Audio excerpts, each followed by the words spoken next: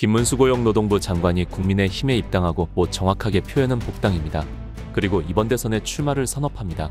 출마 선언을 함으로 해서 본격적으로 대선 레이스에 뛰어들었습니다. 고용노동부 장관으로 있을 때 윤 대통령과 함께 호흡을 맞춰 노동기획을 했던 김문수 장관입니다. 김문수 장관의 경쟁력은 무엇보다도 투쟁력입니다. 문재인 시절에 광화문에 나가서 삭발까지 하면서 투쟁을 했습니다. 당시에 전광훈 목사와 함께 투쟁을 하면서 문재인 체제가 얼마나 위험한지 문재인은 공산주의자다, 문재인은 간첩이다 하는 얘기를 인용하면서 본인이 직접 나서기도 했습니다. 김문수 중도 확장력 우려하지만 미래 비전 보여주면 이재명 잡는다. 50대 50 경선룰 적용하면 김문수 중심 경선 전망 고용 확대 정책주 52시간 예외 찬성 합리주의자, 강성 이미지 있지만 공약 전략 따라 승산있다. 여권에서 지지율 1위를 달리는 김문수 전 고용노동부 장관이 조기 대선 출마를 공식화하면서 여권도 셈법 계산에 들어갔다.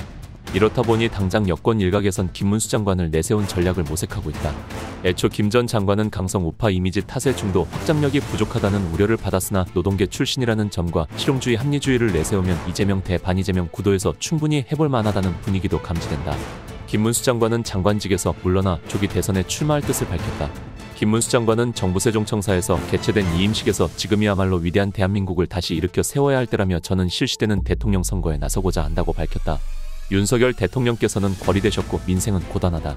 청년들은 미래를 꿈꾸기 어려운 현실에 놓여있다며 무엇보다도 가장 마음이 아픈 것은 청년 취업이 어렵다는 현실이라고 말했다.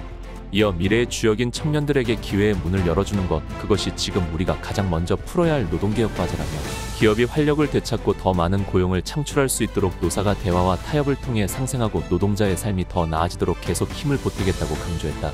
또 저는 앞으로도 더 낮은 곳에서 더 뜨겁게 일할 것이라며 장소는 달라도 늘 함께하겠다.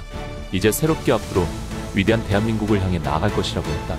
김문수 장관을 이처럼 대권 가도에 올려놓은 것은 우파 진영 내 지지 기반 덕분이다.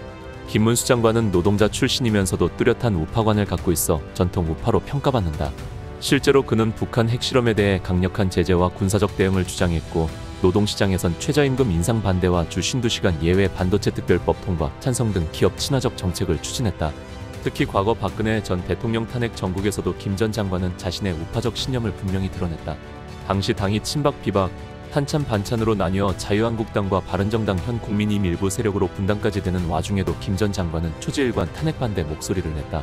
탄핵은 잘못됐기에 역사적으로 재평가될 것, 박근혜 전 대통령이 탄핵받을 정도의 죄는 없다고 생각한다 등은 당시 그의 소신 발언으로 꼽힌다.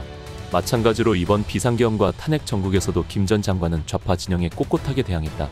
윤 전 대통령 탄핵에 대한 반대 입장도 견지해왔다. 지난해 12월 11일 국회에서 열린 긴급 현안 질의에서 국무위원들이 민주당의 계엄 사태에 대한 공개 사과 요구에 고개를 숙일 때도 김 전 장관은 유일하게 응하지 않았다.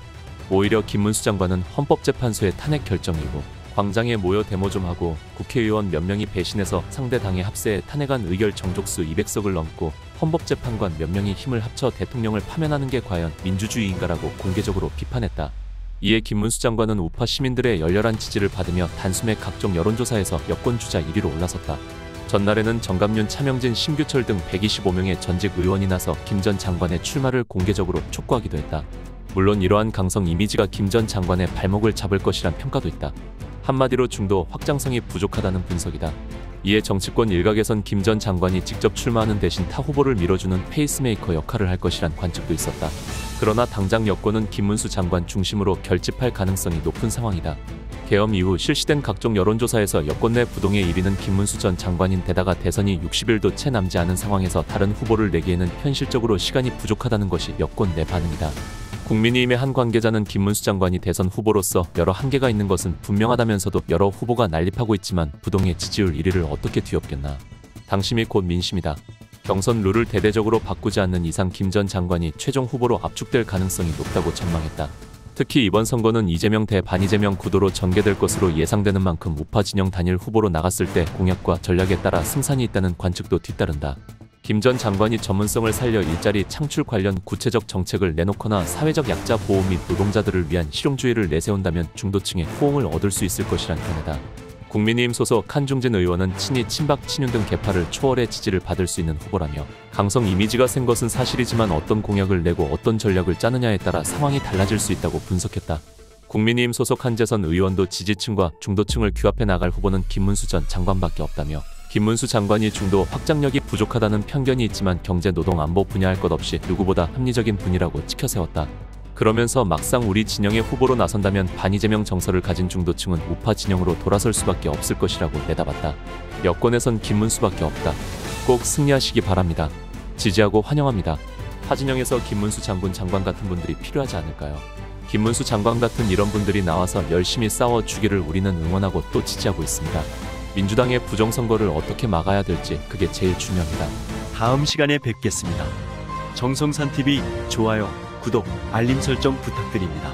감사합니다.